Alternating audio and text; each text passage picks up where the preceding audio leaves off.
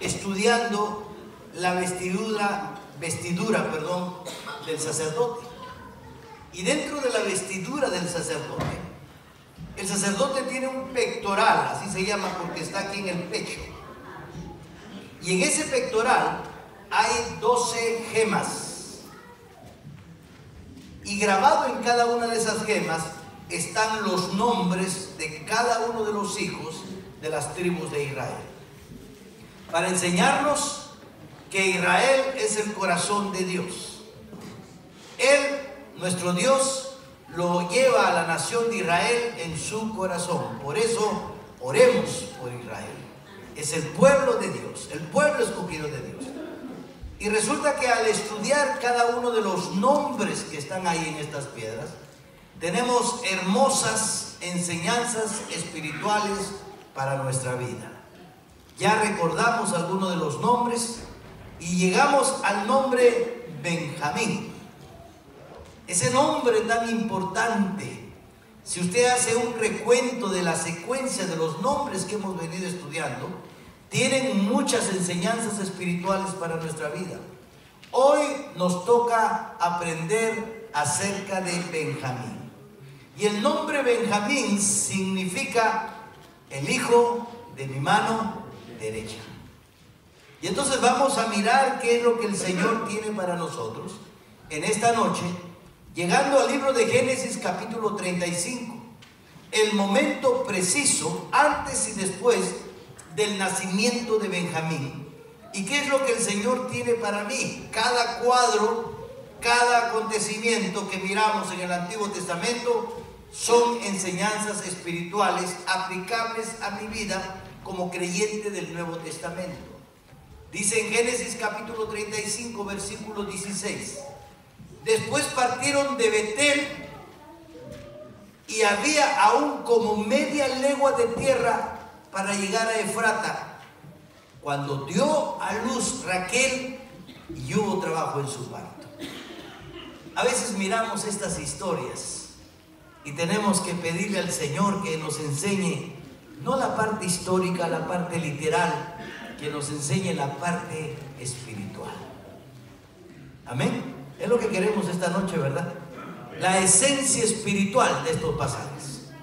Cualquiera puede mirar los poemas en la Biblia, cualquiera puede mirar la parte literaria, cualquiera puede mirar la historia, la geografía, los poemas.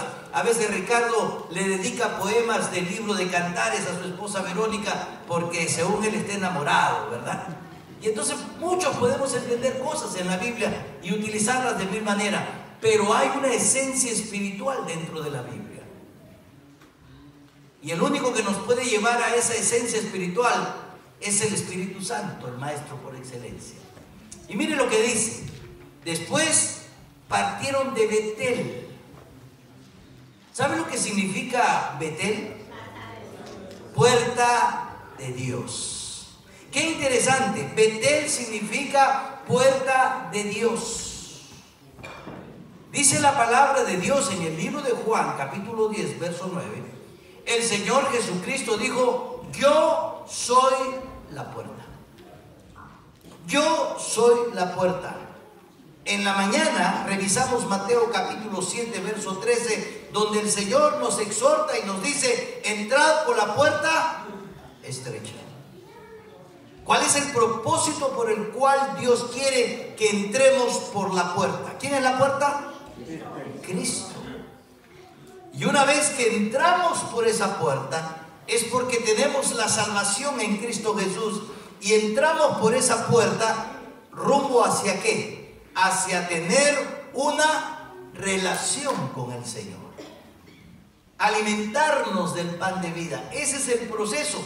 Una vez que somos salvos, una vez que hemos entrado por la puerta estrecha, esa puerta que es Cristo Jesús, comenzamos a caminar en el camino estrecho rumbo a nuestra comunión con el Señor, rumbo a nuestro crecimiento espiritual. Y para crecer espiritualmente, tanto como para crecer físicamente, necesitamos alimentarnos, ¿sí o no?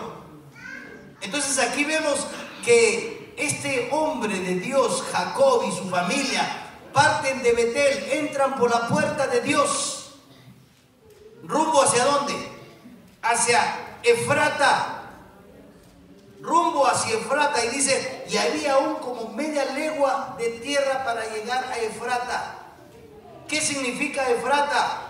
Efrata significa Belén. La palabra Efrata significa fructífera. Y Belén a su vez significa casa de pan. Y para nosotros crecer después de haber entrado por la puerta estrecha, necesitamos crecer. ¿Necesitamos qué?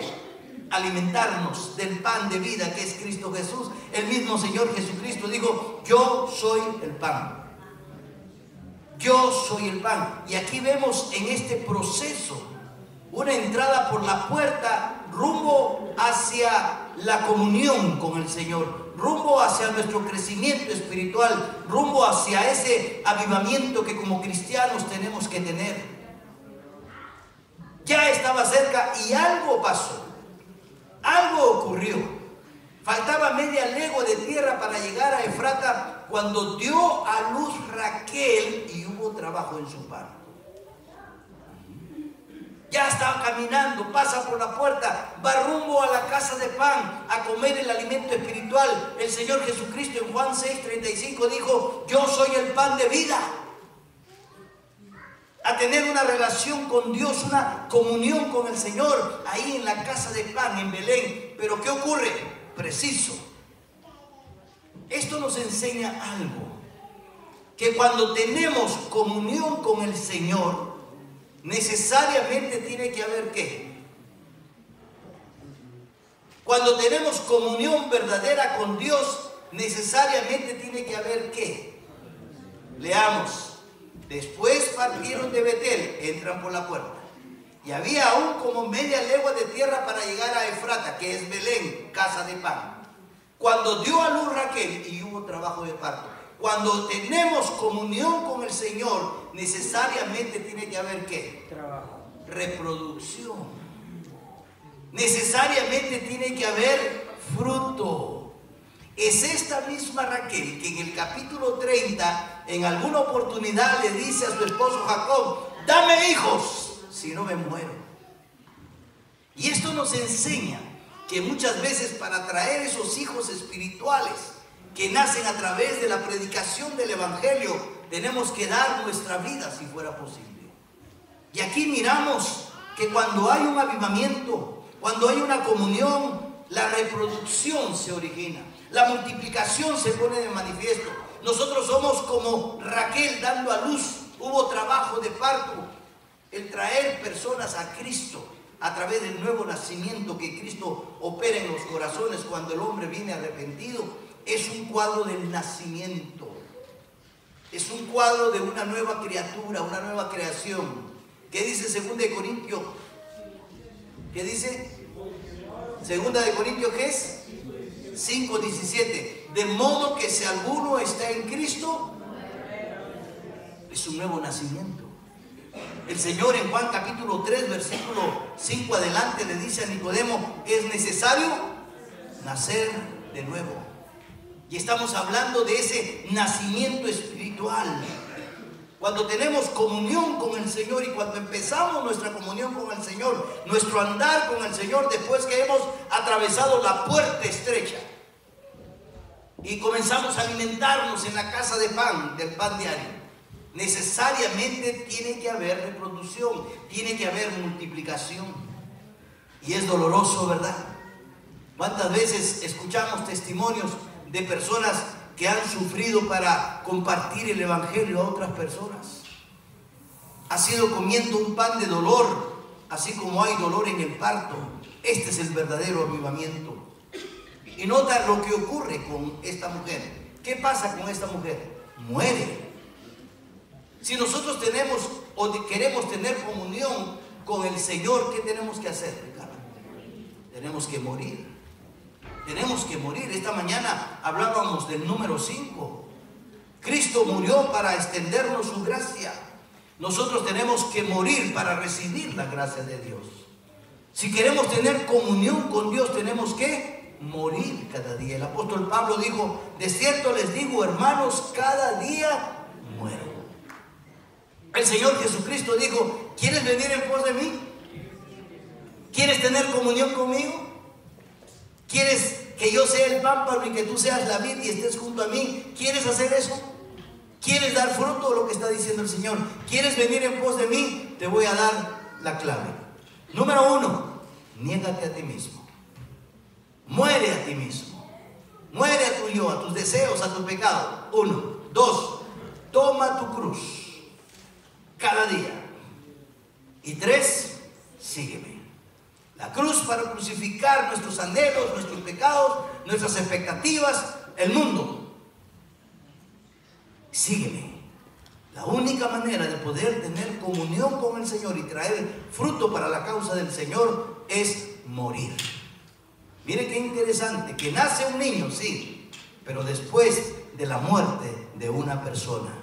Y esto es interesante, porque la Biblia nos enseña que la semilla dentro de la tierra, para poder dar fruto, tiene que morir. No puede quedar sin morir, tiene que morir, tiene que quebrarse dentro de la tierra para que nazca el fruto. ¿Cuántos conocen el aguacate?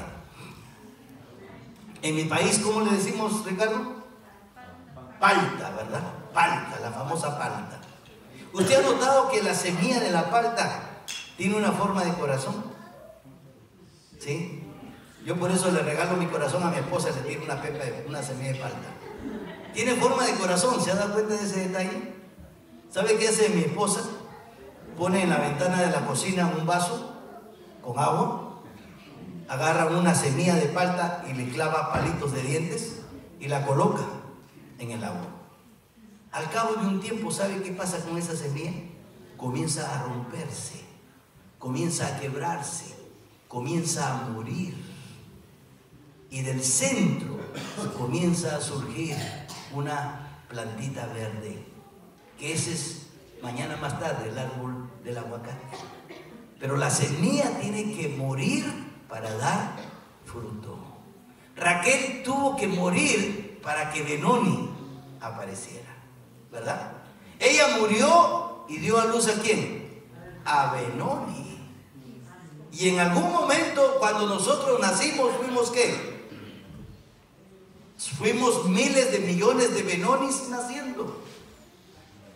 Porque el nombre Benoni significa el hijo de mi tristeza. Pero el padre dijo, no, no se llamará Benoni, se va a llamar Benjamín, el hijo de mi mano derecha. Y pasó de ser Benoni a ser Benjamín. Como usted y yo pasamos de muerte, perdón, a vida. Como cuando el Señor ve a sus discípulos y les dice, pasemos al otro lado. Esa es la vida en Cristo Jesús, un pasar de un lugar a otro. Pasamos de pertenecer a la familia del diablo para pertenecer a la familia de Dios a través de Cristo. Pasamos de estar en las garras de Satanás para entrar a las manos amorosas de Dios. Pasamos de muerte a vida. Esa es la figura aquí en el nacimiento de Benoni y el nacimiento de Benjamín. Pero lo cierto es que para poder dar vida, Raquel tuvo que morir. Cristo, para dar vida a cada creyente que pone su fe en Él, tuvo que morir. Y nosotros, como creyentes, para poder compartir el mensaje de la vida eterna, tenemos que morir. En muchos aspectos morimos a nosotros mismos. Morimos a nuestros deseos, morimos a nuestros anhelos, morimos a nuestras expectativas. A veces tenemos que negarnos muchas cosas. Hoy muchos de ustedes podrían estar en otro lugar disfrutando de la vida, pero mueren al estar aquí alimentándose de la palabra de Dios porque quieren compartir el evangelio con otras personas. En ciertas maneras morimos. ¿Por qué? Es necesario que muramos. El Señor dice en el libro de Salmos 116, estimada es a los ojos de Jehová la muerte de sus santos. Y muchas veces, en muchos aspectos, tenemos que morir.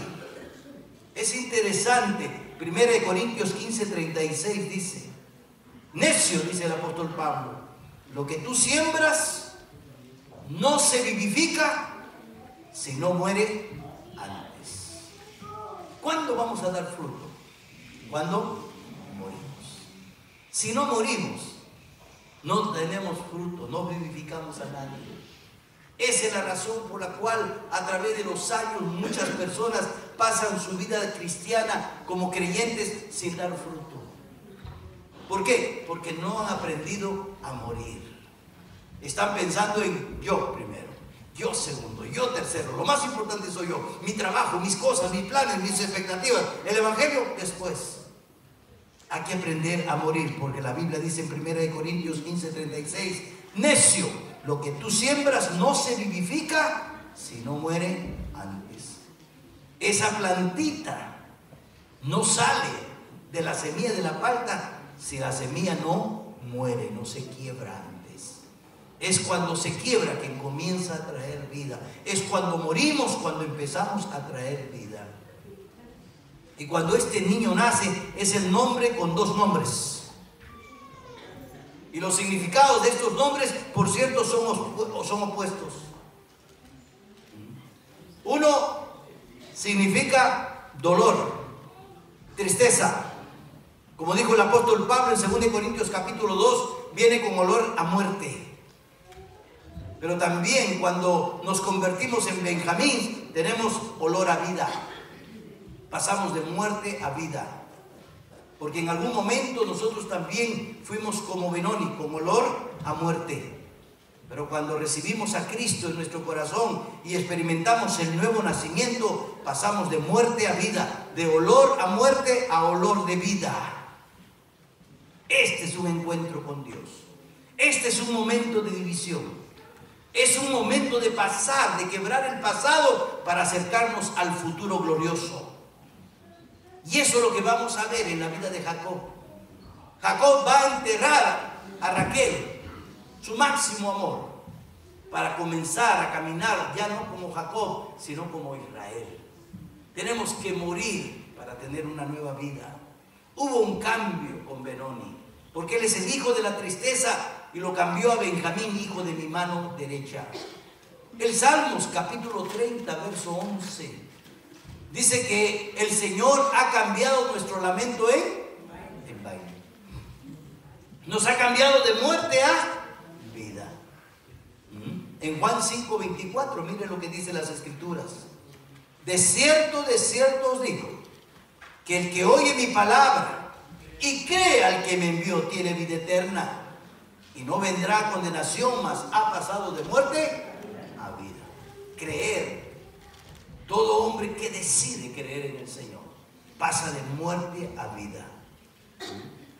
Mire qué interesante cuando miramos la historia del Señor en Marcos capítulo 4. ¿Qué ocurre ahí? El Señor dice, ok, vamos a subir a esa barca y vamos a pasar al otro lado.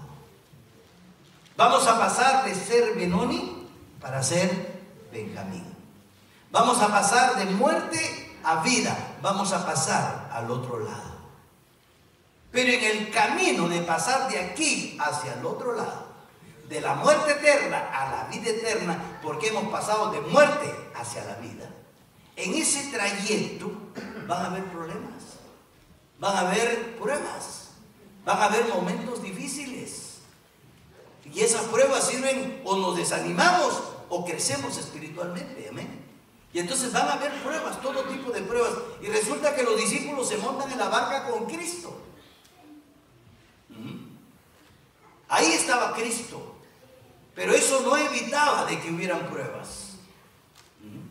¿Y qué vemos en nuestra historia? Usted la puede revisar en casa. Se desata la tormenta. Los rayos, los relámpagos, los truenos. Las olas comienzan a crecer, la barquita va ya en la tormenta y parece que comienza a inundarse y los discípulos comienzan a tener miedo y el Señor Jesucristo está durmiendo. Sereno, moreno, dice Jesús. Señor, despiértate, no miras que nos anegamos, no miras que vamos a morir. Y el Señor dice, no temáis, hombres de poca fe. Se levanta el Señor y reprende a los vientos y la Biblia dice, y hay bonanza. Hay tranquilidad. Qué interesante que en el proceso de pasar de un lado a otro sí van a haber problemas, pero ahí está Cristo para poner paz, tranquilidad. Porque después de la tormenta viene la calma. Qué interesante la historia que nos recuerda este cambio de Benoni a Benjamín. Miren la historia, Marcos 4:35. Aquel día cuando llegó la noche. Qué interesante. ¿Qué tiempo era? De noche. La noche es una figura de la situación espiritual en la cual está el mundo hoy día, en oscuridad, en pecado.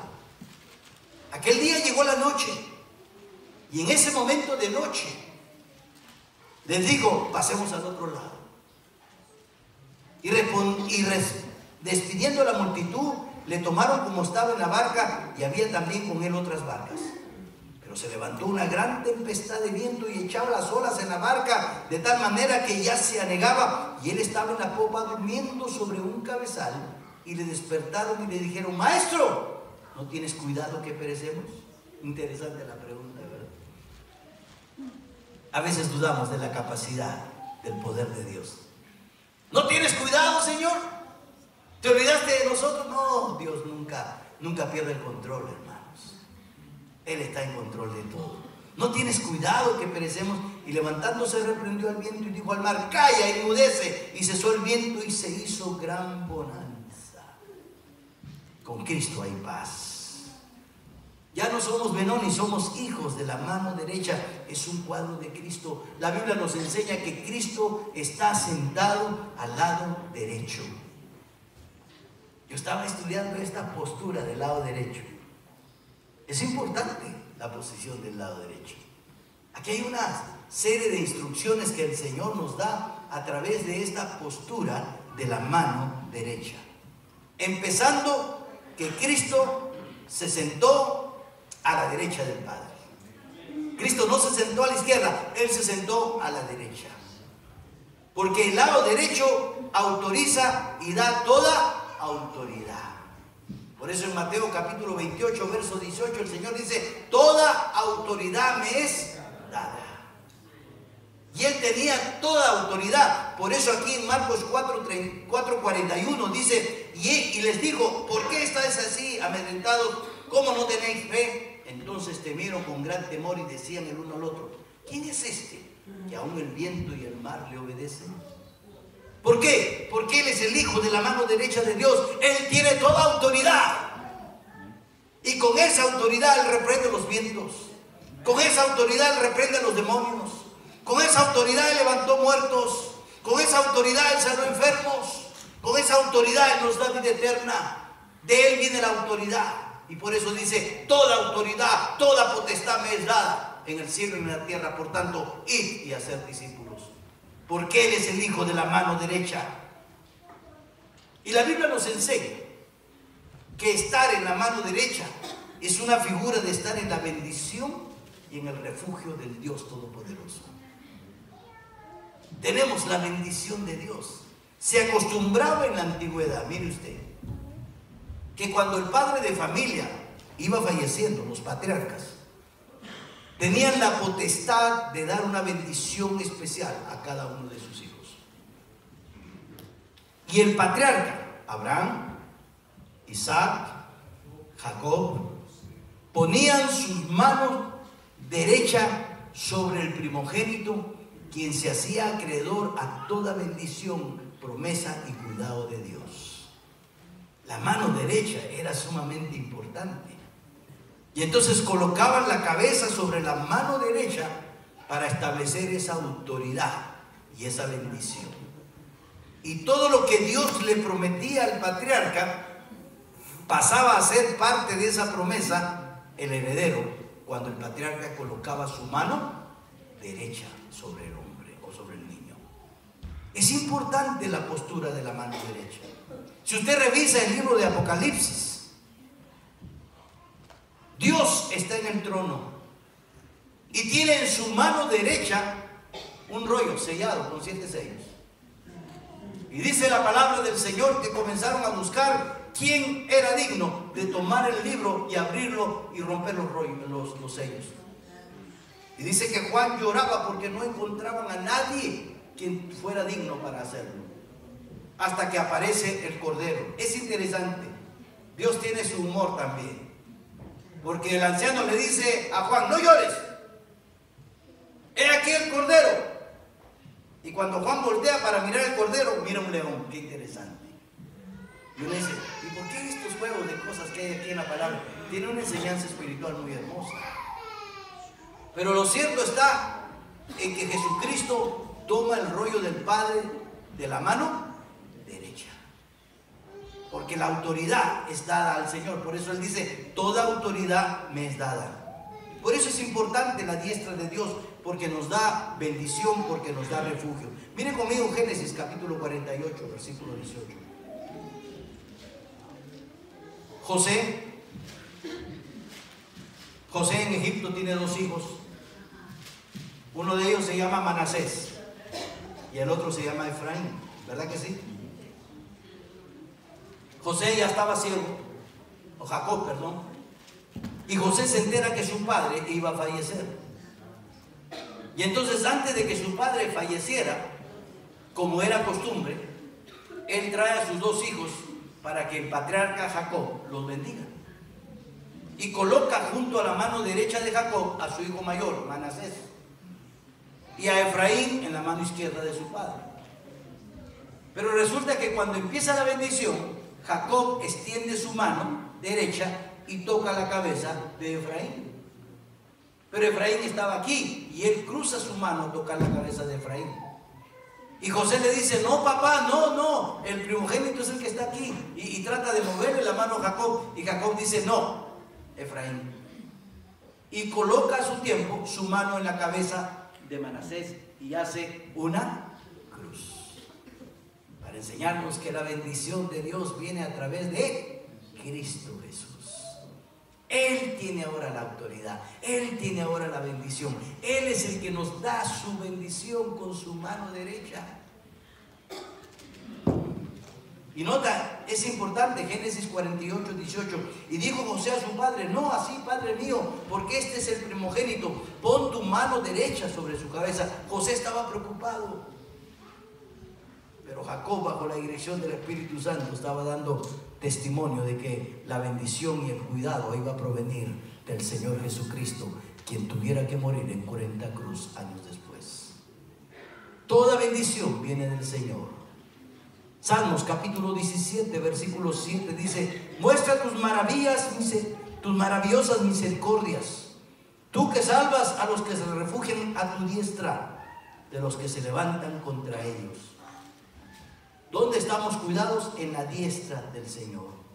El salmista cansado está de decirnos, tu diestra me ha sostenido, me salvará tu diestra. Ahora también tenemos que entender que Cristo está a la diestra de Dios intercediendo por nosotros. Mire Romanos capítulo 8, verso 34. Romanos capítulo 8, verso 34. ¿Quién es el que condenará? Cristo es el que murió, mas aún el que también resucitó, el que además está a la diestra de Dios, el que también intercede por nosotros. Porque hay un solo Dios, dijo Pablo, y un solo mediador entre Dios y los hombres, Jesucristo hombre. Cristo está a la diestra del trono de Dios, intercediendo por ti y por mí. La diestra de Dios nos da también autoridad. Esta tarde estábamos revisando cuando Pablo y Bernabé, allá en la iglesia de Macedonia, reciben la autoridad de Jacobo, Cefas y Juan, y dice, colocaron su diestra sobre nosotros en señal de autoridad, y fuimos enviados a predicar el evangelio a los incircuncisos. No a los de la circuncisión, como Pedro, sino a los de la no circuncisión. Y la mano derecha fue colocada sobre estos siervos del Señor por los líderes de la iglesia mayor, para darles la autoridad de ir y predicar el evangelio, tal como el Señor nos dijo, toda autoridad me es dada, por tanto, id y hacer discípulos. La posición de la mano derecha es una figura de limpieza espiritual. ¿Sabía usted eso? La Biblia nos enseña claramente en 1 de Juan 1:7 que la sangre de Jesucristo, su Hijo, nos limpia de todo pecado. Miren lo que ocurría en el Antiguo Testamento. Éxodo capítulo 29. Éxodo capítulo 29. versículo 20, hablando de la sangre del cordero. Mire cómo el sacerdote tenía que dispensar esta sangre. Y matarás el carnero, le dice a Moisés, y tomarás de su sangre, la sangre del carnero, ¿cuadro de quién? De Cristo, y la pondrás sobre el óvulo de la oreja derecha de Aarón. ¿Qué es el óvulo? Este pedacito que colgo aquí, ¿verdad? Donde ponen los aretes, aquí. No era del lado izquierdo, era del lado derecho. Sobre el óvulo de la oreja de sus hijos, sobre el dedo pulgar de la mano derecha de ellos, y sobre el dedo pulgar de los pies derechos de ellos, y rociarás la sangre sobre el altar alrededor. ¿Por qué? ¿Por qué la derecha? ¿Por qué la derecha? Porque hablar de la derecha nos habla de una vida de rectitud. ¿No ha escuchado cuando dicen, hey, camine derecho, hermano? Nos habla de una vida de rectitud, de una vida derecha. Y por eso todo era por la derecha. Cuidado con lo que escuchas, porque pervierte el alma. Cuidado lo que tocas. Cuidado donde andas con tus pies. Escucha, haz y camina derecho. Derecho. Nos habla de una vida recta delante de Dios. Mire, cuando hablamos del aceite, mire Levítico capítulo 14. En Éxodo 29 vimos la sangre. Ahora mire lo que dice sobre el aceite. Levítico 14. Versículo 16. Y mojará su dedo derecho en el aceite, cuadro del Espíritu, que tiene en su mano izquierda, y esparcirá del aceite con su dedo 7 veces delante de Jehová.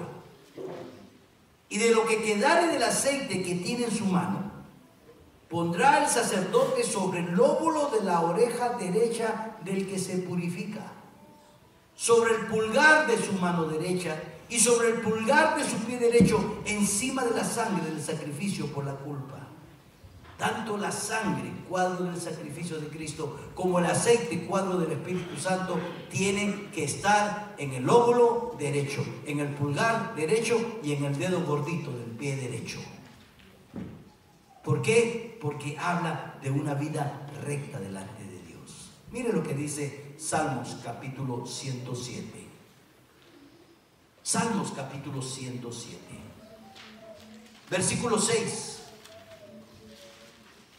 Entonces clamaron a Jehová en su angustia y los libró de sus aflicciones. Los dirigió por camino derecho para que viniesen a ciudad habitable. ¿Sabe cuál es esa ciudad habitable? ¿Cuál es esa ciudad habitable? ¿Cuál es esa ciudad habitable? Esa ciudad que Abraham no vio, pero que esperó anhelantemente. La tierra prometida ahí en el cielo. Pero para llegar allá tenemos que caminar por camino derecho. Mire conmigo, por favor, Proverbios 4:11. Por el camino de la sabiduría te he encaminado, dice el Señor, y por veredas derechas te he hecho andar. Así que esta postura del lado derecho es importante. Y también tenemos que recordar que la mano derecha habla, hermano Adrián, de la justicia de Dios. De la justicia de Dios. Un día la ira de Dios a través de sus copas saldrán de la mano derecha de Dios sobre este mundo pecador. Mire Salmos 48:10. Salmos 48:10. Conforme a tu nombre, oh Dios, dice el salmista, así es tu loor hasta los fines de la tierra. De justicia está llena tu diestra. Dios es un Dios justo. soberano, justo, lleno de ira contra el pecado. Habacuc, capítulo 2, verso 16. Te has llenado de deshonra más que de honra, le dice a Israel. Bebe tú también y serás descubierto. El cáliz de la mano derecha de Jehová vendrá hasta ti, y vómito de afrenta sobre tu gloria. El cáliz de la mano derecha. Mire Apocalipsis capítulo 16, versículo 1. Juan dice: oí una gran voz que decía desde el templo a los 7 ángeles: id y derramar sobre las tierras las 7 copas de la ira de Dios. Habacuc dice que esa copa está en la mano derecha de Dios. Ahora regresemos nuevamente a nuestro texto. ¿En qué texto estamos? ¿Se acuerdan? Génesis 35. Y vamos al versículo 20. Y levantó Jacob un pilar sobre su sepultura. ¿La sepultura de quién? Como que sepultó su pasado, ¿verdad? Él sepultó una muerta, pero él siguió viviendo. Hemos pasado de muerte a vida. Dice: y levantó Jacob un pilar sobre su sepultura. Esta es la señal de la sepultura de Raquel hasta hoy. Y qué interesante el versículo 21. Después que Jacob hizo esa sepultura, no solo sepultó a Raquel, sepultó sus más hermosos anhelos, sepultó su vieja naturaleza, su carnalidad. ¿Por qué? Porque eso es todo lo que significaba Raquel, todo lo que él amaba, todo lo que él quería, todo por lo cual había luchado por 14 años en la casa de su suegro. Este momento la estaba sepultando. ¿Quién la sepultaba? Jacob. Y mira el versículo 21. Y salió Israel. ¿Sí? ¿Capta la enseñanza? Es muy interesante lo que sucede aquí. Es Jacob quien sepulta a Raquel, pero sale como Israel. Sale con un cambio, no solo de nombre, sino un cambio en su estilo de vida. Sale de muerte a vida. Sale hacia la muerte, dejando al lado la muerte, dejando lo más precioso que tenía. Sale hacia la vida. ¿Y cómo sabemos que hay un cambio en la vida de Jacob? ¿Cómo sabemos? Sí, el nombre deja de ser Jacob, ahora es Israel. Pero ¿dónde está la actitud de ese cambio? El versículo 22 nos dice lo que ocurre. ¿Qué ocurre? En el versículo 22 algo pasa. ¿Qué pasa, Ricardo? ¿Qué pasa? Ahora él es Israel. Pero no se trata de un cambio de nombre. Yo ahora soy cristiano y me pongo el título de cristiano. ¿Eso es lo que impacta la vida de los demás? No, el cambio, la esencia del cambio. No solo de nombre, sino de personalidad. ¿Qué ocurre a partir del versículo 22? ¿Qué hace Rubén? Se va y se acuesta ¿con quién? Con la concubina de su padre. ¿Y qué hace Jacob? ¿Qué hace Israel? ¿Reacciona? ¿Lo castiga? ¿Lo mata? No, él tiene una reacción y le deja en juicio a quién? A Dios. ¿Qué vemos? Un cambio. Un cambio de un hombre que antes todo tomaba y controlaba y ajusticiaba, hoy ha experimentado un cambio. Ha pasado de ser Jacob a convertirse en Israel. Ha pasado de muerte a vida. Ha pasado de ser Benoni para convertirse en un Benjamín. Lo que ocurrió exactamente como usted y como yo. Vamos a inclinar nuestros rostros y vamos a darle gracias a Dios que Él nos hizo pasar de Benoni a Benjamín, que Él nos hizo pasar de muerte a vida. Gracias por la palabra, Señor amado. Te doy gracias por tu palabra. Te doy gracias por estas historias, Señor, de las cuales podemos sacar verdades espirituales. Jacob y su familia rumbo a Belén, pero pasan primero por Betel. Entran por la puerta para en su caminar hacia su madurez espiritual lleguen a la casa de pan para alimentarse de ti y crecer. Pero en el camino hay una muerte que por consiguiente trae vida, para enseñarnos que tenemos que morir para dar vida, para enseñarnos que la semilla en la tierra muere si no se queda sola, dice tu palabra. Y así cada uno de nosotros debemos morir a cada momento de nuestra vida. Como dijo Juan, ciertamente yo mengo para que Dios crezca, el Señor crezca. Pablo, yo voy a morir cada día. El Señor, trae tu cruz y sígueme y muere cada día. Niégate a ti mismo, un estilo de muerte, Señor, hacia nuestro yo, nuestro egocentrismo, nuestro pecado. Padre, gracias, bendito Señor. Gracias por enseñarnos al empezar este año, Señor, que hemos pasado de muerte a vida, pero tiene un significado especial, Señor.